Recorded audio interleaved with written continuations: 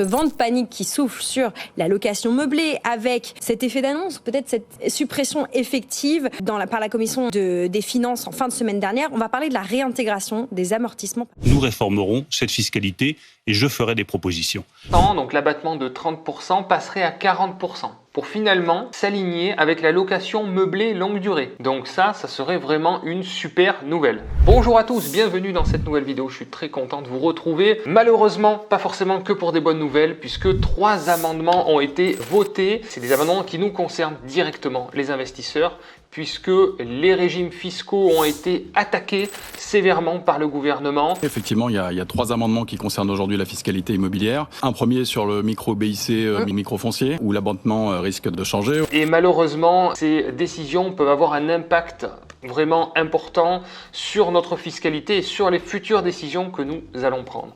Donc dans cette vidéo, je vous fais une vidéo là un peu rapide, tournée un peu sur le vif parce que c'est un sujet important et j'avais envie de vous partager ces dernières informations avec vous pour vous permettre justement d'avoir les bonnes décisions à prendre et une bonne analyse sur la situation. Alors, sur Airbnb, on s'y est déjà attaqué, on a réduit la possibilité, la durée à 120 jours. Aujourd'hui, moi, ce qui m'interroge, c'est que nous gardions une fiscalité favorable pour le Airbnb. Donc je suis ouvert à une réforme de la fiscalité sur les Airbnb pour qu'elle soit équivalente à celle d'autres logements. Donc 3 amendements ont été votés le 12 octobre. Un premier amendement qui va toucher le régime LMNP au régime réel, un régime qui est très souvent adopté et choisi par les investisseurs puisque c'est un régime qui était très avantageux et qui risque de l'être beaucoup moins. Le deuxième amendement concerne le régime micro-BIC aussi, il va subir pas mal de changements. Et le troisième amendement concerne les locations nues. Donc vous allez voir, il n'y a pas que du négatif dans ces amendements si ils sont adoptés par la loi de finances.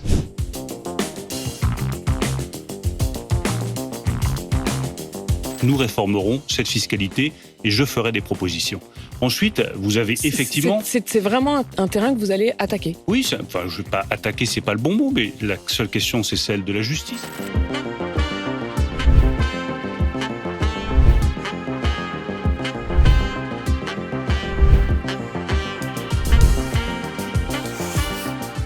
Pour ceux qui arrivent pour la première fois sur la chaîne YouTube, je vous souhaite la bienvenue. Je vous invite à vous abonner, à liker la vidéo pour nous aider à promouvoir la chaîne. Je co-dirige aussi la société Projet Locatif. Vous avez un lien juste en dessous, en description, pour vous aider à investir dans l'immobilier. On a actuellement 120 conseillers qui sont tous des multi-investisseurs pour vous aider à passer à l'action. Et pour ceux qui souhaitent arbitrer leur patrimoine, notre équipe de professionnels peut également vous accompagner dans la vente de votre bien d'investissement locatif. Vous avez les liens et notre site internet qui est juste en dessous, en description. Alors, quels sont les changements qui ont été votés? Alors c'est parti, le premier amendement qui a été voté concerne le régime du LMNP. Le régime du LMNP au réel, c'est un régime qui est souvent choisi par tous les avantages de ce régime en fait, qui permet de déduire énormément de choses pendant la durée d'exploitation du bien. On va déduire tout ce qu'on peut déduire en société et en même temps on avait l'avantage de bénéficier de la plus-value des particuliers au moment de la revente. Donc l'État veut attaquer ce régime, pourquoi? Parce que, on le sait en tant qu'investisseur, c'était un régime qui était un petit peu anormal et qui malheureusement était souvent choisi par tous ces avantages et non pas parce qu'il y avait une réelle demande de location meublée. Lorsqu'on investit aujourd'hui en location meublée non professionnelle, on déclare ses loyers et puis en face on déclare ses charges et on a le droit de pratiquer l'amortissement du bien, des meubles et des murs.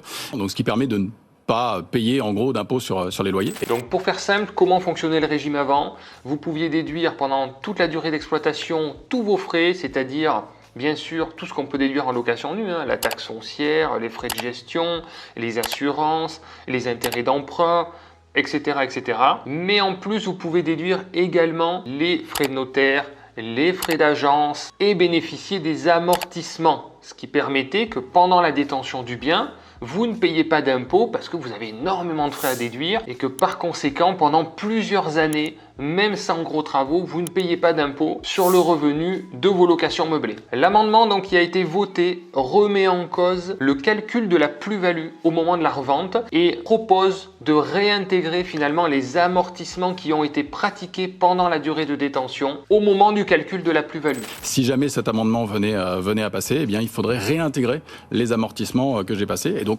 augmenter l'impôt sur les plus-values.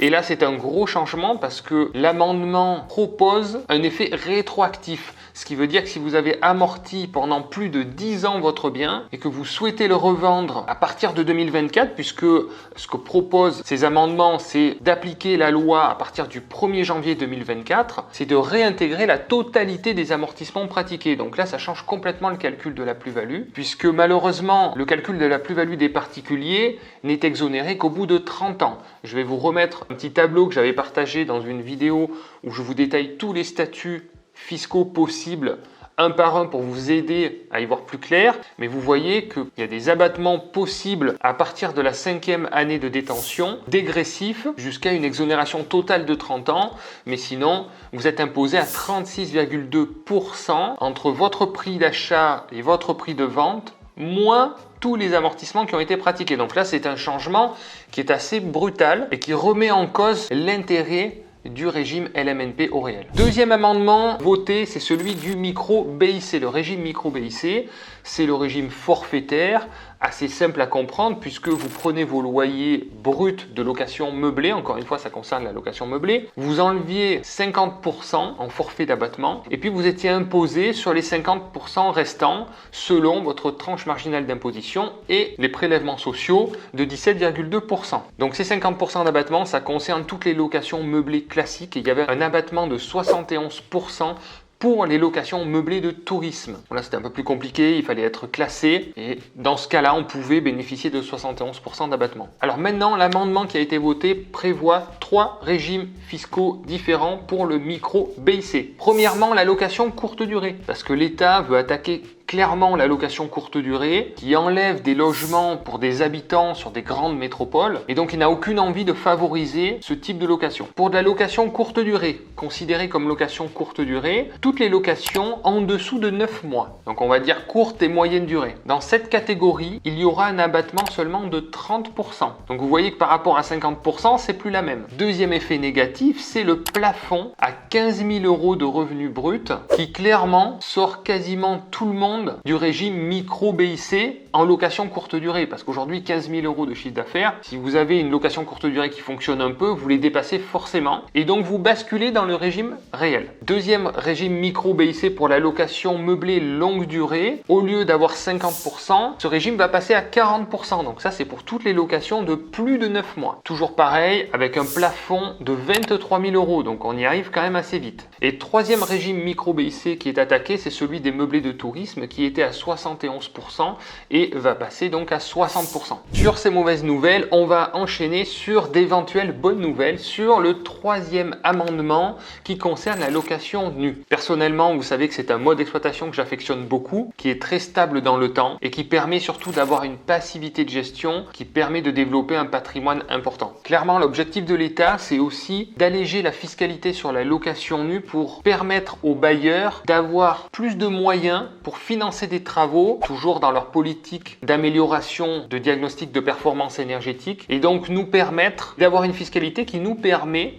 de pouvoir financer des travaux d'économie d'énergie. Donc c'est plutôt positif. On va parler du régime microfoncier qui est actuellement à 30%, donc l'abattement de 30% passerait à 40%. Pour finalement s'aligner avec la location meublée longue durée. Donc ça serait vraiment une super nouvelle. Et deuxième point, dans cet amendement qui concerne la fiscalité de la location nue, et donc l'amendement prévoit une flat tax de 30% sur la location nue après abattement, c'est-à-dire que vous déduisez tous vos frais et sur le résultat, vous allez appliquer la flat tax, donc 17,2% de prélèvements sociaux et 12,8% d'impôt sur le revenu. Donc clairement, si vous avez une tranche marginale d'imposition supérieure à 12,8%, cette flat tax prend tout son sens et tout son intérêt. Et pour le coup, ce qui permet de sortir les revenus fonciers de notre impôt sur le revenu. Attention, il y a certaines conditions pour bénéficier de cette flat tax, entre autres, ne pas louer à quelqu'un de sa famille ou respecter un DPE de qualité, voilà, etc. Il faut savoir que tout ce que je viens de vous évoquer sont des amendements qui ont été votés, qui vont être présentés au Sénat et vont devoir passer par la loi de finances. Si c'est voté au Sénat, la loi de finances, vous savez que l'État a le 49.3 facile et pourra très facilement faire passer cette loi. Donc vous avez l'ensemble des éléments des amendements votés et il y a de grandes chances qu'une grande partie passe. J'en suis personnellement convaincu car on savait très bien que ce régime LMNP au réel était quelque part une anomalie. Et comme vous le savez, dans mon approche, j'aime bien avoir une vision toujours long terme. C'est pour ça que je ne vous ai pas forcément conseillé de tout miser sur une niche fiscale, mais bien d'avoir une stratégie globale d'investisseurs. Et c'est vrai que quand on parle de fiscalité, je pense qu'il est intéressant d'avoir plusieurs paniers pour mettre le bon projet dans le bon panier en fonction de chaque situation et en fonction de vos objectifs. Chacun a sa propre sensibilité au risque et c'est pour cela que sur cette chaîne, je vous ai toujours conseillé la sécurité et la stabilité. J'aurais pu vous parler de démembrement croisé et de partage d'usufruit entre SCI, des montages assez complexes et qui permettent souvent d'éviter l'impôt, mais qui sont sujets à redressement régulièrement et à discussion et qui ne sont pas forcément stables dans le temps. Voilà, j'espère que cette vidéo vous a permis d'y voir un petit peu plus clair et d'anticiper ces futurs changements, car si les amendements passent en l'état, à partir du 1er janvier, le calcul des plus-values sur le régime LMNP va faire très mal. Peut-être que certains pourraient se poser la question d'une éventuelle revente de leurs biens en location meublée avant le 31 décembre pour justement éviter cette énorme plus-value qui pourrait être pratiquée, surtout si vous avez utilisé des amortissements depuis plus de 10 ans et que votre plus-value pourrait être vraiment confiscatoire. À bientôt les investisseurs, ciao.